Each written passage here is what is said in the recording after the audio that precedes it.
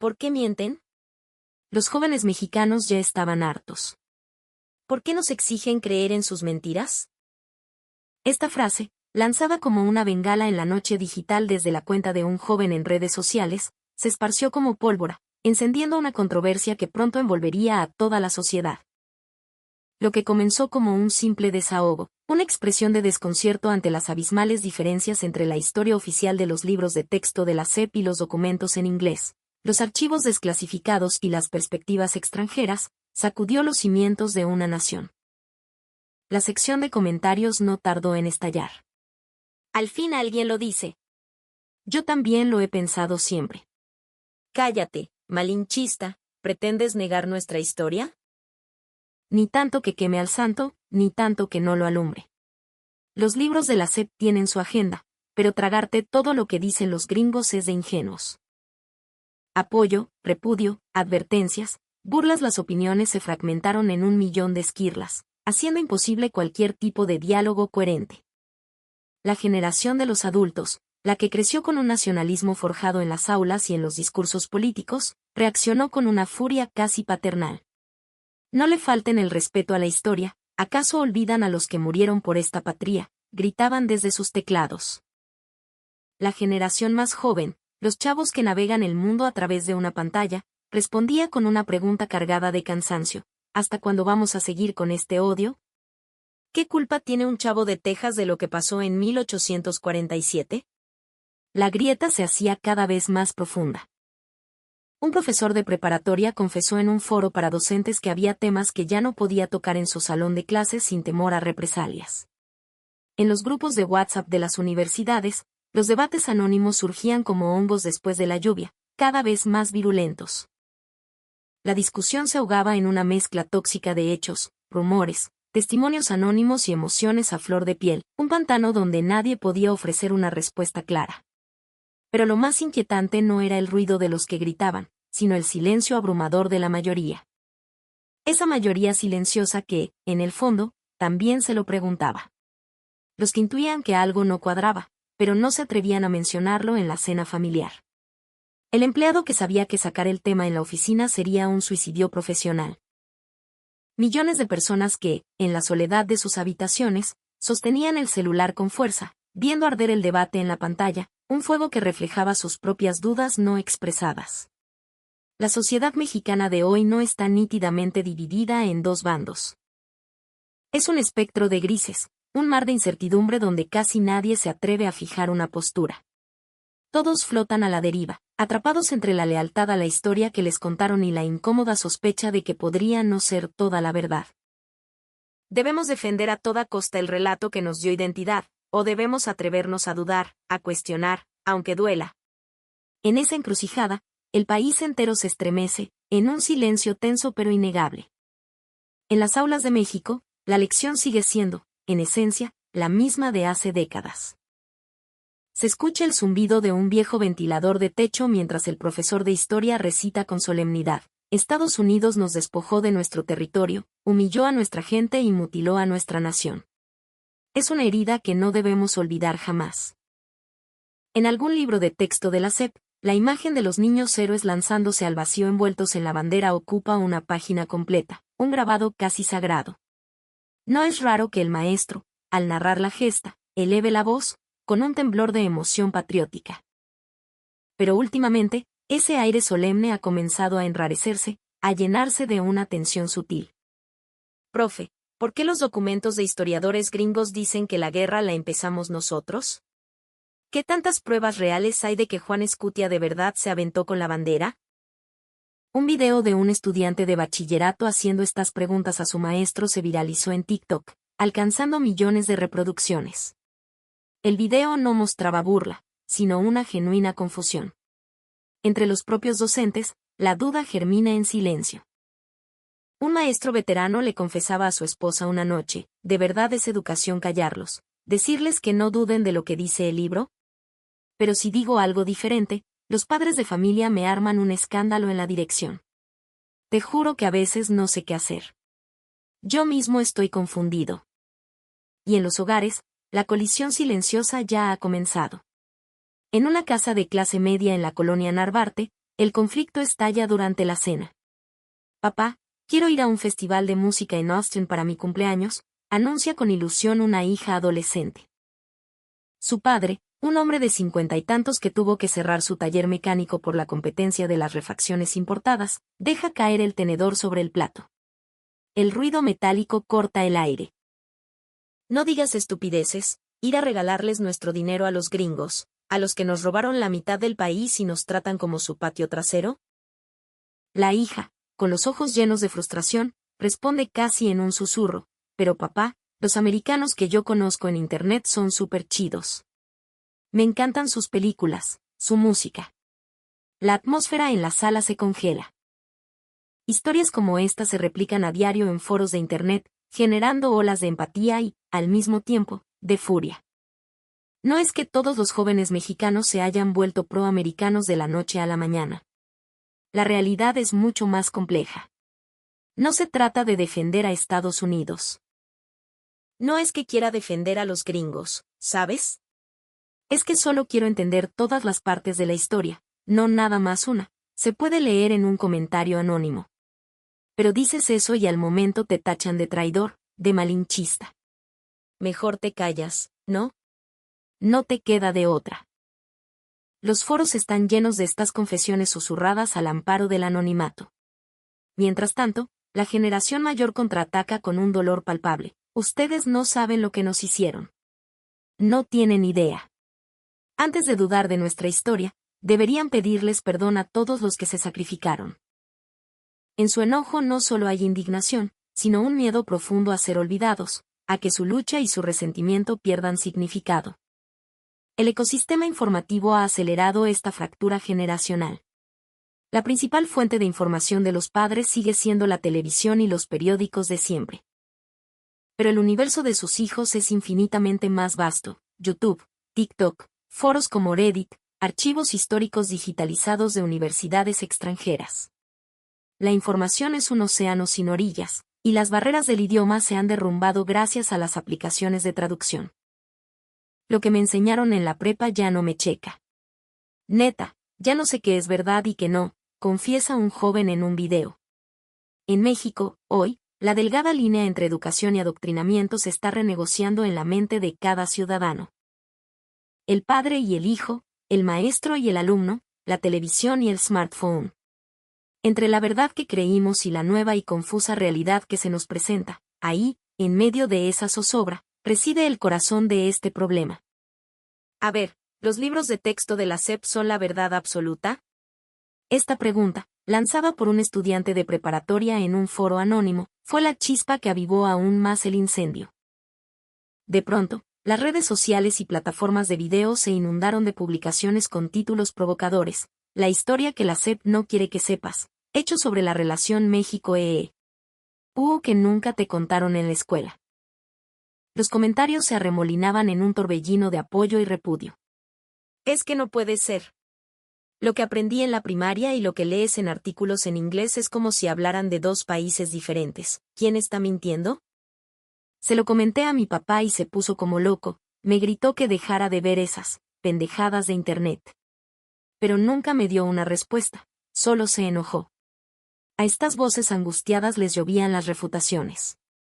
No te creas esa desinformación, le vas a hacer caso a la propaganda gringa. Y la inevitable réplica: ok, ¿y tú me puedes demostrar que los libros de texto son 100% exactos y no tienen una agenda política? Algunos youtubers y blogueros, buscando notoriedad, usaban un lenguaje aún más incendiario. La educación histórica en México es un aparato para inyectarnos un nacionalismo resentido. Si dices algo distinto, te linchan llamándote malinchista. ¿Neta esto es una democracia? Por supuesto, no todas las voces eran extremas. En medio del caos, surgían también comentarios más ponderados que, poco a poco, ganaban terreno. Creer ciegamente solo la versión mexicana o solo la versión gringa es igual de peligroso.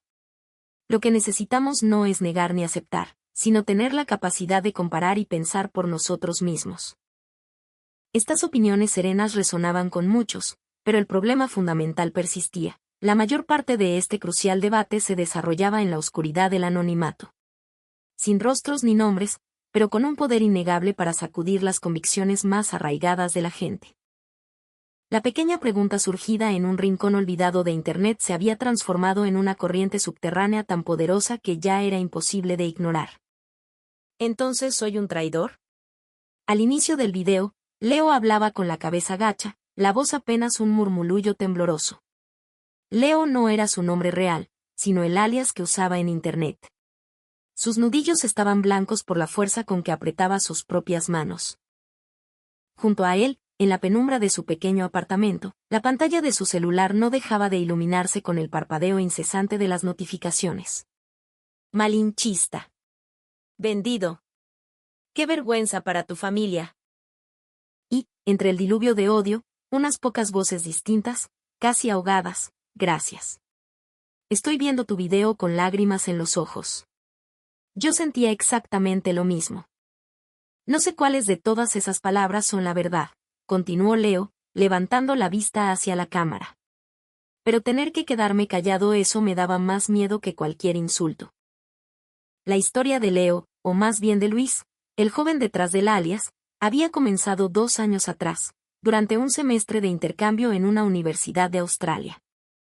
Fue allí donde conoció a un compañero de clase estadounidense que no se parecía en nada al arquetipo de gringo que le habían enseñado a despreciar. Al principio desconfiaba, claro. Me habían enseñado que los gringos eran arrogantes, que se creían superiores, que siempre buscaban cómo fregarte. Pero este chavo, cuando yo batallaba para expresarme en inglés, en lugar de desesperarse, simplemente me pasaba su cuaderno con una sonrisa. Sus ojos tenían una amabilidad que yo nunca había visto. Al regresar a México, Luis se sumergió en un mundo clandestino de investigación. Noche tras noche, devoraba documentos históricos, ensayos en inglés, archivos desclasificados que encontraba en la red. Al principio pensé que el que estaba mal era yo, que me estaba traicionando a mí mismo. Pero mientras más leía, más me topaba con hechos que contradecían de frente lo que decían mis libros de la SEP. No se lo podía contar a nadie. Sabía que en el momento en que abriera la boca, lo perdería todo, el respeto de su familia, la amistad de sus amigos. Solo una noche, vencido por la angustia, se lo confesó a su madre. Mamá, si todo lo que nos enseñaron no es completamente cierto, entonces, ¿en qué vamos a creer? Su madre guardó un largo silencio, acariciándole el pelo.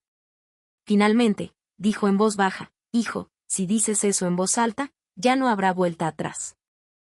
A pesar de la advertencia, Luis eligió su camino. Solicitó una visa de trabajo y, eventualmente, se mudó a Estados Unidos. Pero el pasado no se borra con un cambio de geografía. No es que haya llegado a odiar a México, jamás. Lo que ya no soportaba era seguir haciéndome el que no veía. Eso era lo que me estaba matando por dentro. Y en su video, mirando fijamente a la cámara, lo dijo todo: en México, parecer antigringo es como una medalla de honor, te hace ver como un buen mexicano. Pero la neta es que no todos piensan así. Muchísimos tienen dudas, pero se quedan callados porque saben que sí hablan. Su vida social y profesional se acaba. Están aterrados. La red volvió a temblar.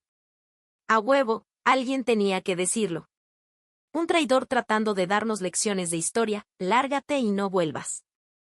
Este tipo no abandonó a México, abandonó la mentira. Hay una gran diferencia. Odio y empatía, gritos y silencios. Cada opinión era extrema, y cada una se sentía desesperadamente sincera. Y de nuevo, el coro de los silenciosos. Los que abrían el video y lo cerraban a los pocos segundos, con el corazón acelerado. Los que se quedaban mirando la pantalla en negro, tragándose las palabras que anhelaban gritar.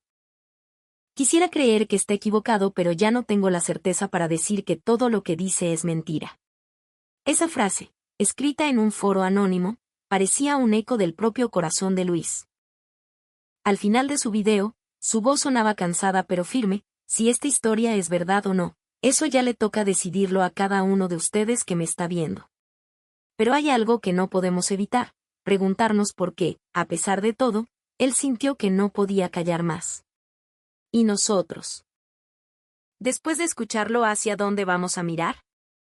En los foros de Internet mexicanos, un tipo de publicación se ha vuelto cada vez más común. Mi jefe todavía dice que los gringos son el enemigo.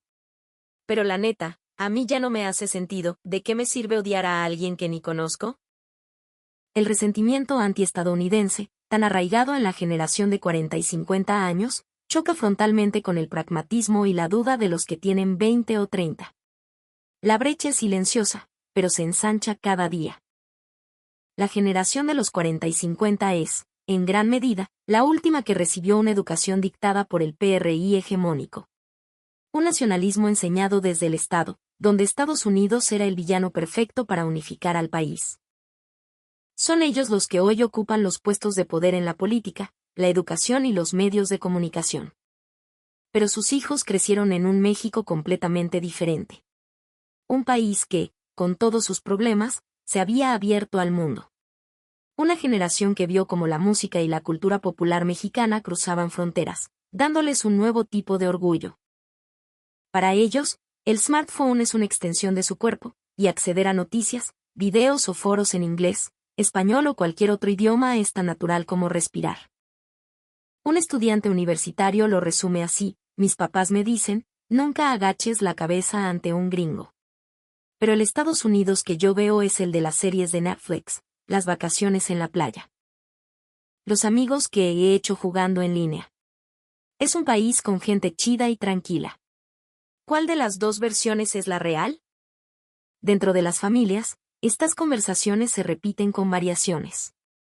No uses productos gringos, ten un poco de orgullo, le dice un padre a su hijo. El hijo, sin levantar la vista de su celular, responde: papá, la camioneta que manejas y el celular que traes están llenos de tecnología y partes hechas en Estados Unidos. El padre balbucea, irritado: eso es diferente, no se trata de eso. Una frustración que no encuentra palabras, una incomodidad que no se puede explicar. Lo que hay en el fondo no es una cuestión de quién tiene la razón, sino una simple y llana desconexión generacional. En los círculos intelectuales de México, ya se empieza a susurrar una idea: la generación de 40 y 50 podría ser la última con un fuerte sentimiento antigringo. Y las encuestas parecen confirmarlo.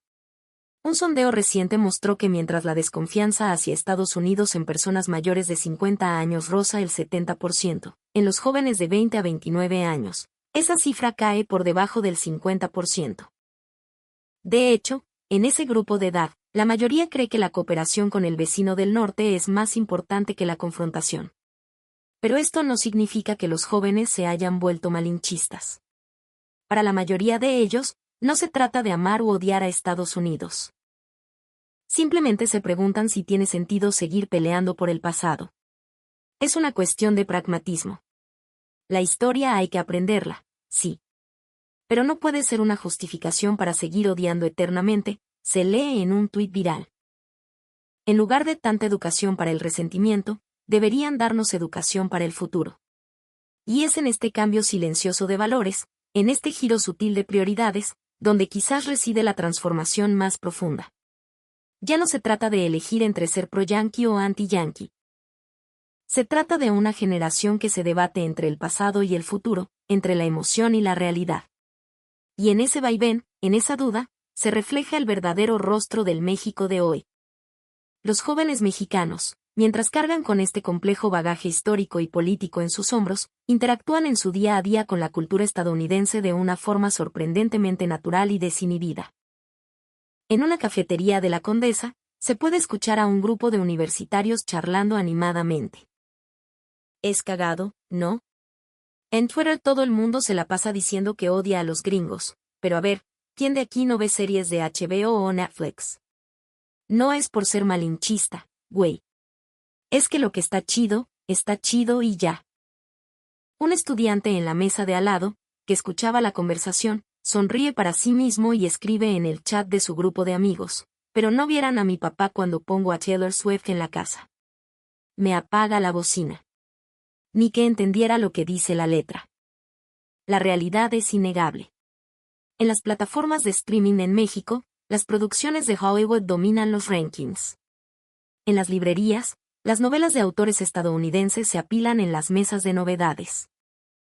Y aunque la música regional mexicana y los corridos tumbados dominan el panorama nacional, en los playlists de Spotify de cualquier chavo es común encontrar a The Weeknd o Billie Eilish junto a Peso Pluma. Los viajes son otro indicador. Durante años, el destino internacional más visitado por los mexicanos ha sido Estados Unidos. Las redes sociales se llenan de testimonios que contradicen el discurso del odio. Me perdí en el metro de Nueva York y una señora afroamericana me llevó de la mano hasta mi estación. Neta, casi lloro de lo amable que fue. Sin embargo, el recuerdo de movimientos como el boicot a productos estadounidenses de hace algunos años no se ha borrado del todo. En algunas ciudades, aún se pueden ver calcomanías descoloridas de "Consume lo hecho en México" en las ventanas de los coches. Pero el ambiente, sin duda, ha cambiado. Me compré una playera de los Lakers y un tío me dijo que si no tenía orgullo, que cómo podía usar la bandera de ellos, por una playera. La neta, ya me cansé, se quejaba un joven en un foro. Boicotear a Starbucks no va a hacer que me suban el sueldo. Los jóvenes llaman a este sentimiento, medio en broma medio en serio, fatiga antigringa. Pero no es simple resignación. Es algo más profundo. No voy a amar todo lo que venga de Estados Unidos, obvio que no. Pero tampoco me voy a tragar el cuento de que tengo que odiarlo todo. Solo quiero ver las cosas con mis propios ojos, pensar por mí mismo y decidir que me late y que no. No es una elección entre blanco y negro, entre el amor y el odio. Es la aceptación de un espacio intermedio, un sentimiento complejo que no puede resolverse ni con la emoción ni con la lógica. Y es en ese espacio gris donde se encuentra la postura real de la juventud mexicana actual. Dicen los adultos que si le chingas, sales adelante, pero ¿qué hay después de eso? ¿Qué sigue? Sentado en un banco de plástico afuera de un Oxxo, durante su descanso de medianoche, un joven de 21 años miraba su café de máquina como si contuviera las respuestas del universo. Del bolsillo de su uniforme asomaba una solicitud de empleo doblada. Suspiró y continuó en voz baja: 9,000 pesos al mes. Con eso pago la renta de mi cuarto y el transporte. Al final de la quincena, lo único que me queda es el cansancio.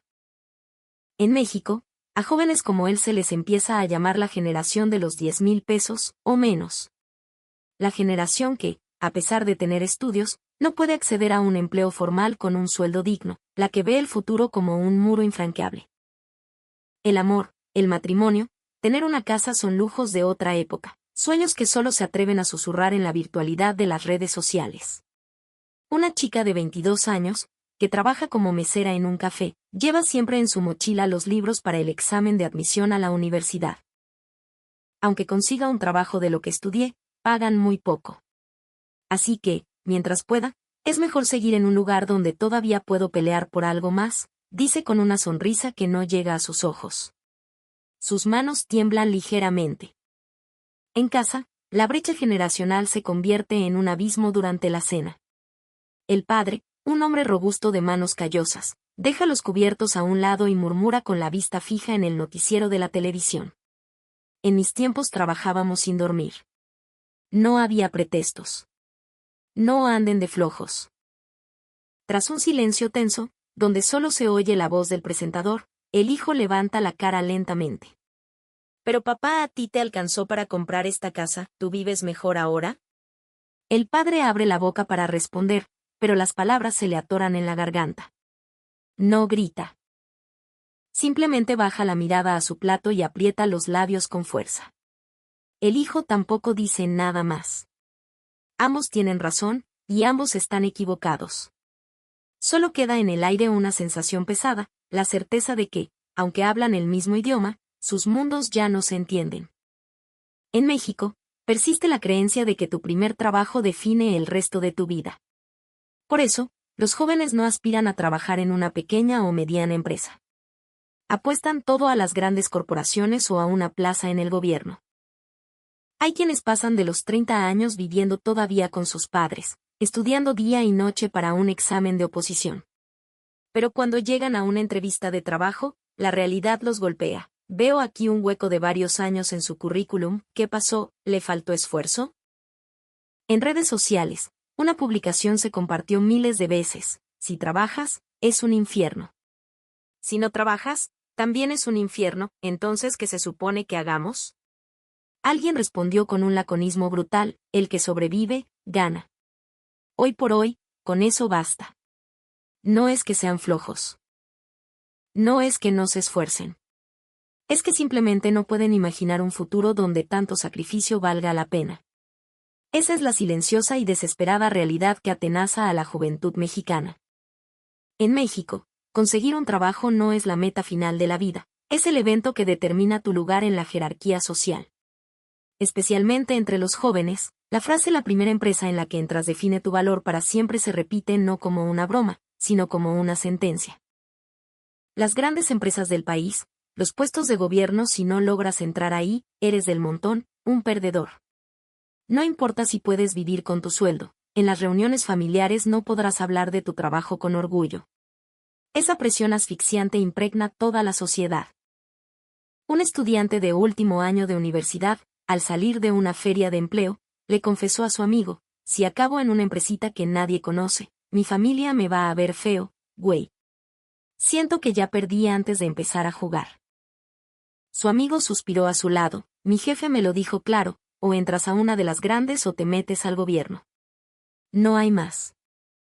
En los portales de empleo, las vacantes para las empresas más codiciadas tienen tasas de aplicación de cientos o miles de candidatos por puesto. Y para competir, no basta con tener buenas calificaciones.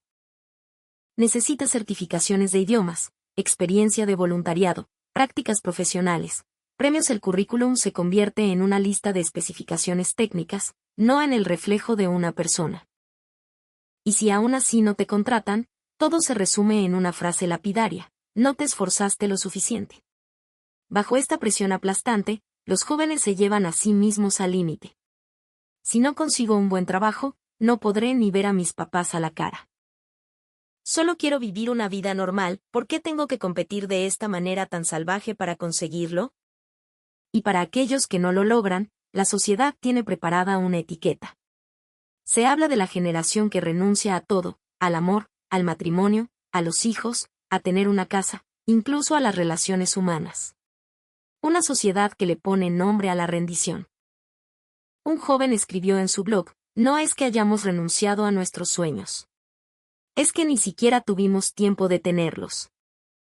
El título universitario y el esfuerzo no son inútiles, pero los jóvenes se encuentran atrapados en una encrucijada imposible. ¿Destruyes tu vida por mantener el orgullo, o renuncias a tu orgullo para poder sobrevivir?